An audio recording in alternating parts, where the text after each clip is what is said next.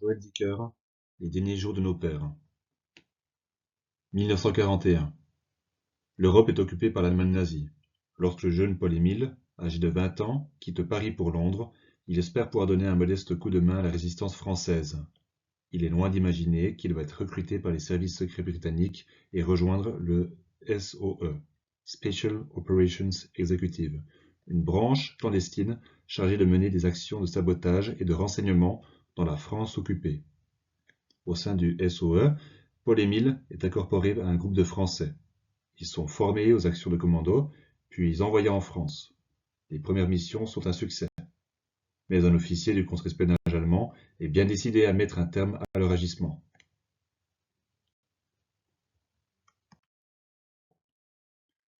Le récit adopte les perspectives françaises et britanniques face à la montée du Troisième Reich et aux offensives allemandes, tandis que les États-Unis commencent progressivement à accroître leur influence en Europe. Nous avons un roman d'espionnage qui est composé de 39 personnages. Nous avons 20% des personnages qui sont fumeurs, et sur les 39, 3 ronflent. Les lieux cités, Portman Square, le lieu de formation du SOE, Special Operations Executive, Paris, Nice et Caen. Il faut savoir que le narrateur juge, il a un rôle de moraliste, et la météo est souvent le sujet de ses descriptions. Le narrateur pratique parfois le célèbre adage « une pierre deux coups ». En termes de lexique, qui est fort intéressant dans ce roman, sont les suivants. Schleuil, qui est un terme bien prononcé et péjoratif envers les Allemands.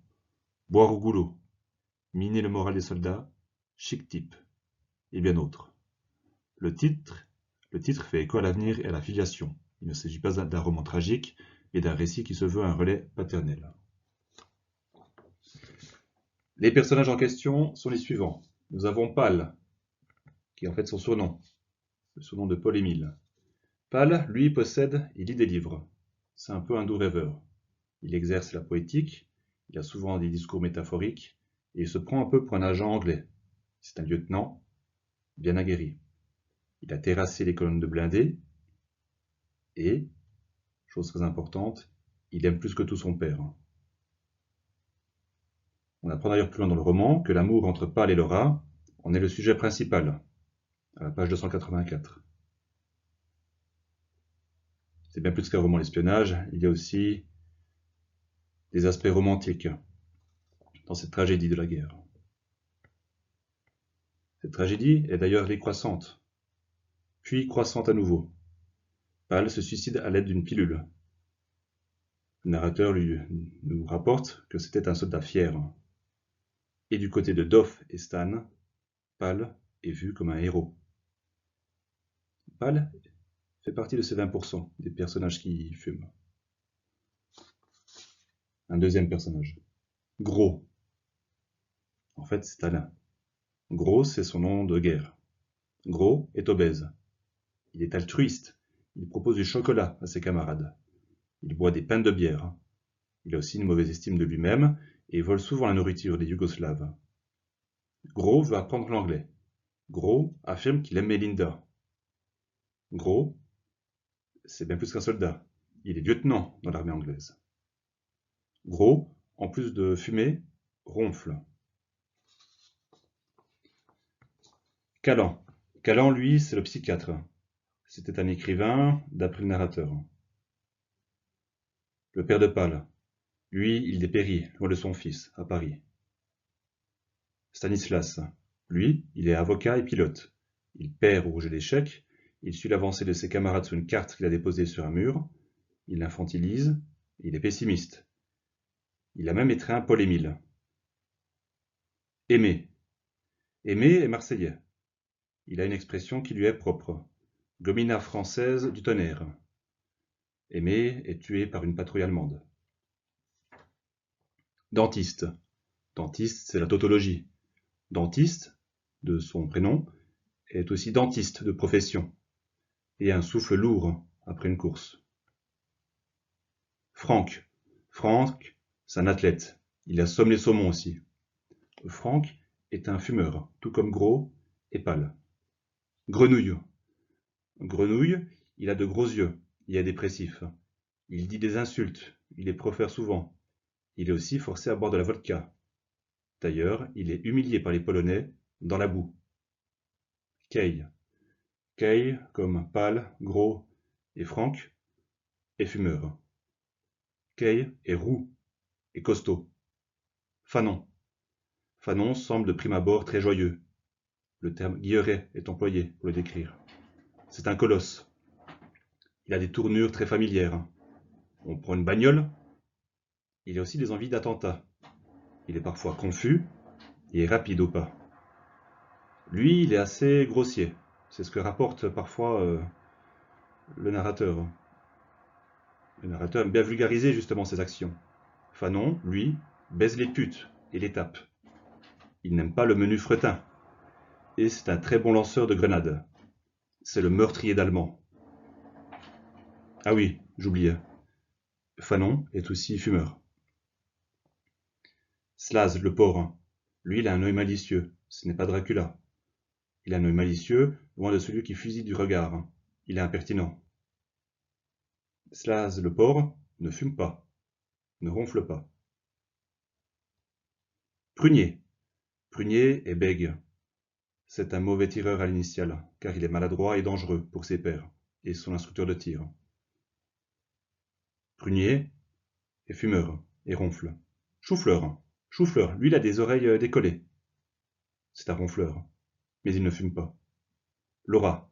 Laura, elle a les yeux bleus, elle est de Chelsea, elle se parfume. Elle aime Paul Émile, alors qu'elle blâme la guerre et les hommes. Maudite guerre, maudits hommes. Alors qu'ensuite se suivra une histoire romantique, dans cette intrigue tragique entre Laura et Pal. Elle annoncera à Gros qu'elle est enceinte depuis 3 mois. Laura est polyglotte. Et oui, elle maîtrise la langue de Shakespeare et la langue de Molière. Grand Didier, lui, il n'est pas guéri. Max. Claude. Lui, c'est le curé. Il fait preuve d'une gentillesse maladive et prie des soins. Il est appelé Cucu par Gros. Et tous deux boivent ensemble jusqu'à devenir ivres. Claude, lui, prêche la bonne parole. Va faire le bien, dit-il. C'est un tacticien des embuscades. Il rationalise la guerre et ressemble à un renard. Claude n'est pas forcément despotique, mais il fume. Murphy Peter, lui, c'est un lieutenant. David, c'est l'interprète écossais. André, lui, c'est le courageux. C'est ce qu'on apprend à la page 333. Joss, lui, il est belge. Il jette son miroir. Denis, lui, il est canadien. Il lit des articles journalistiques à ses amis, à ses camarades. France Doyle, lui, il est maigre, musclé et beau. Sabot, lui, il maîtrise le morse.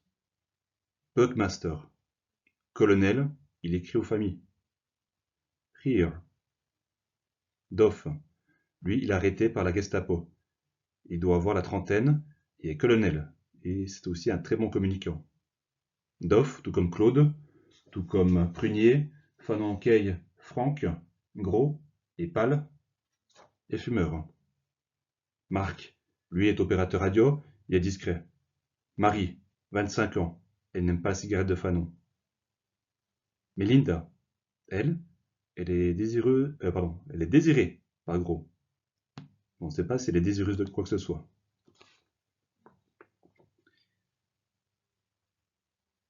Lion, il a le plaisir badin de fumer. Hund, lui, c'est celui qui va fouiner chez les autres. C'est le nom attribué par Werner Kunzer. Werner Kunzer, ça tombe bien, lui, il n'aime pas le mois de décembre. Il propose une cigarette, de l'alcool et un repas à Pâle. Il part un peu dans tous les sens, il est décontenancé. Il part un peu à tout azimut. Même le narrateur n'arrive plus à le suivre et ne donne pas toutes les informations au lecteur. Il retrouve le père de Pâle avec du champagne. Il est très hospitalier, quoique. Dès la mort de Pâle, il écrit des fausses lettres, signées sous le nom de Pâle, au moins une fois par semaine, au père de Pâle. C'est un faussaire. Gaillot, lui, il est enfantin qui frétille. Lui, c'est un produit Reich. Richard Doyle. Alors pendant que Laura accouche, il fait les 100 pas. C'est lui qui promène Philippe dans un landau. Le bébé de Pâle et de Laura. Il s'appelle Philippe. Il s'appelle Philippe. Le bébé est né lors du débarquement en Normandie. Dans l'épilogue, il lui est recommandé de nourrir les renards, et cela par gros, accompagné de Laura. Trintier, lui il est placide, il sait utiliser le lanceur anti-char. Robert. Robert est passé à tabac par Kay et Claude. Il porte une chemise.